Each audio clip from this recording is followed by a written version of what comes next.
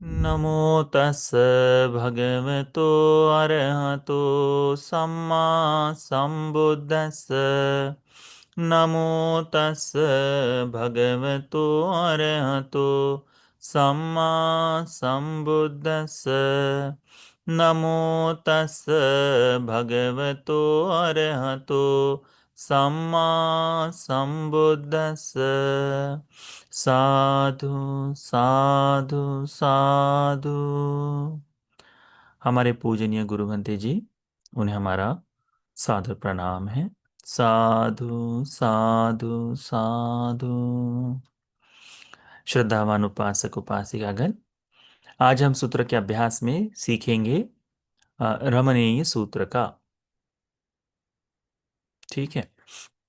इस सूत्र का नाम है रामणीयक सूत्र, यानी रमणीय भूमि के बारे में भगवान के द्वारा उपदेशित धर्म। यह धर्म का उपदेश भी श्रावस्ती में ही हुआ था। एवं में सुतंग एकं समयं भगवा सावत्यं विहरति जेतवने अनाथ पिंडिक आरामे। हमारे शास्ता भगवान बुद्ध जी एक समय श्रावस्ती में विराजमान थे, अनाथ पिंडक के द्वारा दान दिए गए जेतवन आराम में।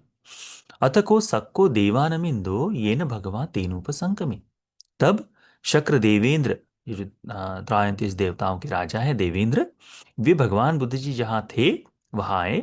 उपसंकमित्वा भगवंतं अभिवादित्वा एकमंतं 88।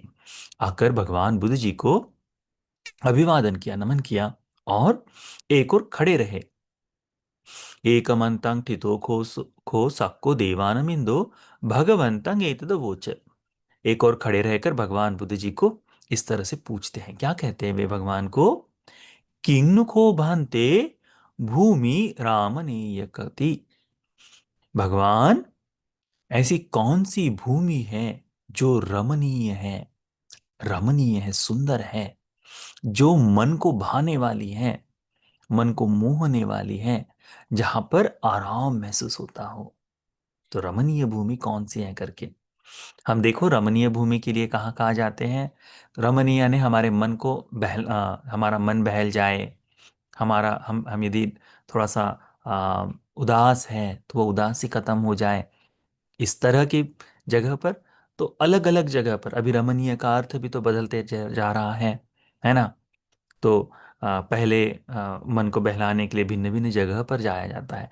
ये सारी दुनिया की जितनी जगह है जहाँ मन एकाग्र हो सकता है, ये सारी जगहों में भी आज भी तो तथागत ने जो बात कही है वो आज भी श्रेष्ठ है ना।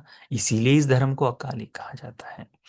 भगवान कहते हैं, आराम चेत्या वन चेत्या पोखरन्यो सुनिमिता मनुसरामनीयस कलंग नगंती सोल सिंह।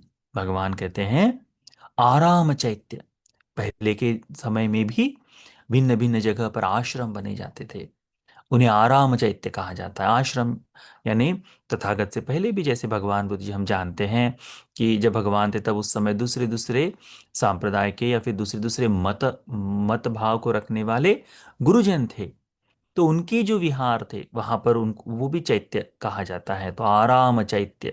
उसके बाद में वन चैत्य, जहां पर ये वन में बने हुए आश्रम हैं, जहां लोग जाकर पूजा आदि कर सकते थे, ऐसे वन चैत्य। वह भी पोखरन्यो, पोखरनिया जो है, तालाब जहाँ बने हुए हैं, बावलियाँ जहाँ बनी हुई थी, ये सारी जगह सुनिश्चित अच्छी तरह से बढ़िया से बनी हुई जो पोखरनी है, यानी चारों तरफ पेड़ लगे हुए, बीच में बढ़िया सा जल है, और उतरने के लिए चढ़ने के लिए लोगों को आने जाने के लिए जगह है, बैठने के लिए वहां जगह है। ऐसे तो सुनियमित अच्छी तरह से मनुष्य राम नहीं, ये सारी जगह पर मनुष्य का मन रममान होता है। आज भी आज भी आप देखिए, जहां जहां तालाब है वहां छोटे छोटे पार्क बना दिए हैं। क्यों? क्योंकि वहां जाकर हमारे जीवन की उलझने जो है, ऐसा लगता है कि अरे यहीं पे बैठा रहा हूं करके, है ना। तो भगवान भी वही बताते हैं। तो भिन्न भिन्न चैत्य और वहां सारी जगह पर आज भी लोग आश्रमों में जाते हैं, देखने के लिए, बैठने के लिए जाते हैं। क्यों? क्योंकि वहां पर मन को ये जो रमणीय भूमि का भाव उसमें से उत्पन्न होता है। पर भगवान कहते हैं कि ये आराम चैत्य, वन चैत्य, ये पोखरनिया ये मनुष्य के रमणीय भूमि को कहे तो ये भगवान जो कहते हैं उसके 16वें अंश में भी समान नहीं बैठती। यानी 16वां अंश है कहते हैं, जिसके बारे में भगवान कहते हैं गामेवा यदि वारण्ये निन्नेवा यदि वा थले यथ अरहंतो विहरंती तंग भूमि रामनीयकंती। भगवान बुद्ध जी कहते हैं कि गामेवा यदि वारण्ये, गांव हो या अरण्य हो, चाहे शहर में रह रहे हो या फिर जंगल में रह रहे हो, जहां पर यदि नीचे की जमीन हो या ऊपर की, यानी खाड़ियों की भूमि होती है ना, पहाड़ों के नीचे का भाग होता है, पहाड़ों के ऊपर का भाग होता है, या फिर समतल भूमि हो, ऐसी भूमि, जैसी भी भूमि हो उसमें कोई ये नहीं, जहां भी हो, यथ अरहंतो विहरन्ति, जहां पर क्लेशों से मुक्त, राग द्वेष मोह को समाप्त कर चुके, इस भवसागर से पार हो चुके अरहंत मुनिगण जहां निवास करते हैं, जहां ये अरहंत लोग रहते हैं, तंग भूमि रामनीय कांते, वह भूमि अधिक रममान है, सबसे रमणीय भूमि वही है करके भगवान बताते हैं। ये रमणीय भूमि किससे श्रेष्ठ है? तो अरण्य या फिर आराम चैत्य, वन चैत्य है, ये जो है, या फिर पोखरनिया है, जहां पर हमारा मन लग जाता है, ऐसी सारी जगह से 16 गुना अधिक सुंदर है, अधिक श्रेष्ठ है। कौन सी? जहां पर अरहंत निवास करते हैं। तो ऐसे रमणीय भूमि को देखने का मौका हमें मिलना चाहिए। ऐसी ही भूमि पर हमें भाव जगाना चाहिए। सोचकर देखिए ना, आज विहार में केवल बुद्ध प्रतिमा है, वहां जाकर जो शांति मिलती है वो केवल एक प्रतिमा है, उसे देखकर भी शांति मिलती है। तो वास्तव में अनंत हो तो उसका कितना आनंद होगा, है ना? राहुल पुत्र भी, राहुल बनते जब बनते नहीं बने थे, तब पिता के पास यानी भगवान बुद्ध जी के पास जाकर क्या कहते हैं कि श्रमण, आपकी छाया बड़ी शांत है, शीतल है। किस लिए? ये श्रमण के कारण, श्रमण धर्म के कारण, है ना? वैसा ही, वैसा ही। इसीलिए ये अरहंतों की भूमि बड़ी रमणीय है, इस बात का हमें ध्यान होना चाहिए। ठीक।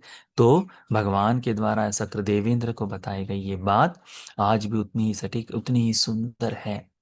इसीलिए आज भी देवतागण मनुष्य लोक की तरफ देखकर देखते हैं कि इस लोक में आज धर्म का अभ्यास कौन कर रहा है करके। तो यह जो बात भगवान ने बताई कि रमणीय भूमि कौन सी है, तो जहां पर अरहंत मुनिगण, जहां धर्मवान लोग निवास करते हैं, वह भूमि रमणीय है। इस बात को ध्यान में रखो। तो आज का सूत्र का ये रमणीय सूत्र का उपदेश आप सभी को इस रमणीय भूमि को पाने के लिए, उत्तम चार आर्य सत्य के बोध के लिए उपकारी हो जाए। साधु साधु साधु।